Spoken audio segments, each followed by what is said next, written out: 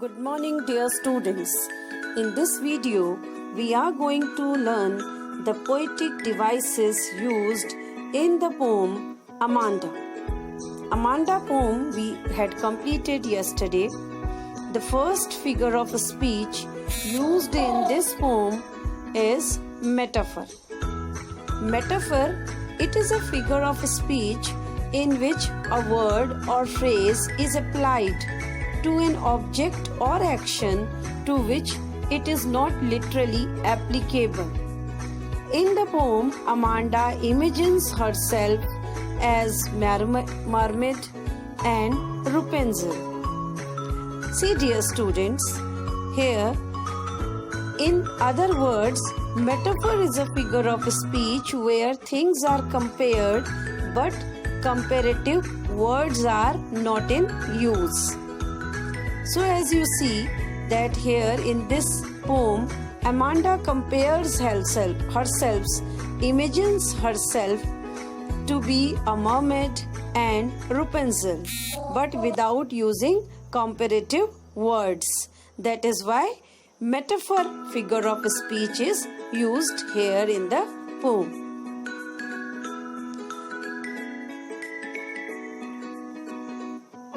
The next figure of speech used in the poem is repetition.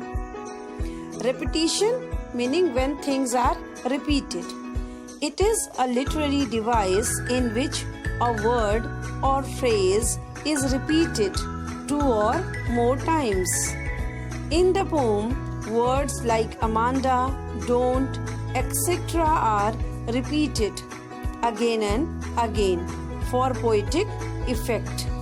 You have seen, dear children, most of the time Amanda, this word is repeated, and the first line started with don't bite your nails, Amanda, don't.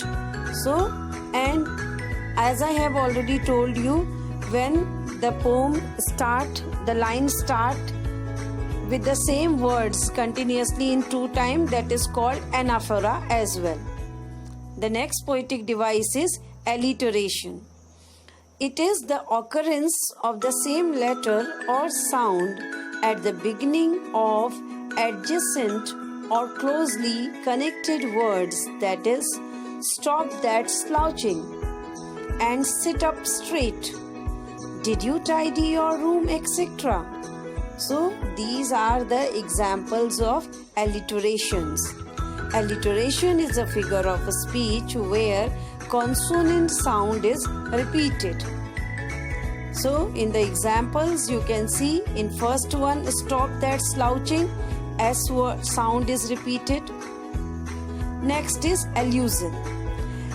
It is a literary device in which the writer or speaker refers either directly or indirectly to a person, event or thing in history, or to a work of art or literature. In the poem, Amanda imagines herself to be mythological characters like Mermaid and Rapunzel. See, allusion means to imagine. So here, directly or indirectly, if you are imagining something, in the poem, Amanda imagines herself to the mythological character Rapunzel, to the mythological character Mermaid. That is why allusion is also used in the poem. Now, irony is also present here. What is irony? Irony is a difference between what should be and what is. Irony of the poem Amanda is that the parents, probably the mother of the little Amanda, never understand her. She is scolded by her mother every day for different things like being lazy, bending shoulders, not doing her work, eating chocolates, remaining moody, etc. She is very young and innocent. The harsh words of her mother made her depressed.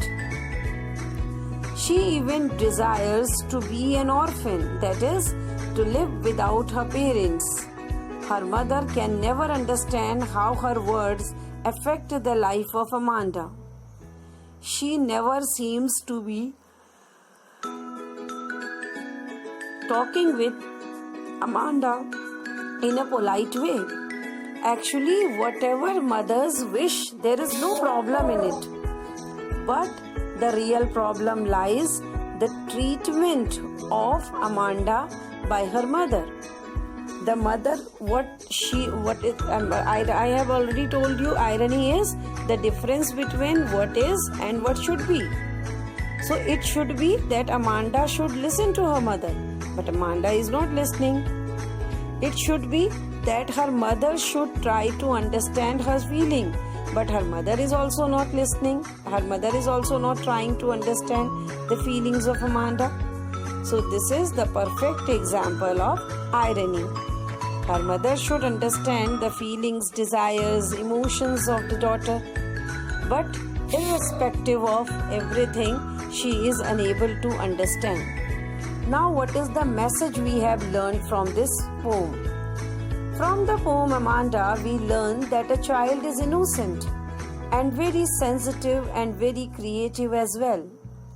The mother of Amanda keeps scolding and abusing her every day, which makes her escape into imaginations. She imagines different things, like being a mermaid, a fictional animal with head of a girl and body of a fish, an orphan whose parents are dead, and Rapunzel. So, what we have learned? What is the message of this poem? That when she was extremely scolded by her mother, where is the relief the little girl Amanda found in her imaginations? And what could be the worst? That she is imagining to be an orphan. She did not want to come back to meet her mother. While a mermaid, she wants to drift slowly, happily, without restrictions.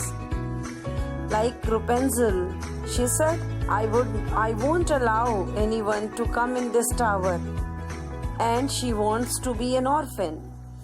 Now, the real message of this poem is, every parent should always love his or her children and advise them with love and care. This is the most important thing. The children should never be insulted. The harsh words that adverse effect on the upbringing of children. In the poem, Amanda becomes moody and angry because of daily taunts. See, if mother would have treated the problems of Amanda with kindness and with sympathy, so Amanda might felt some confidence and she must be listening to her mother. But now she had found the solution to ignore her mother completely, to avoid her mother. This is the message of this poem. I hope that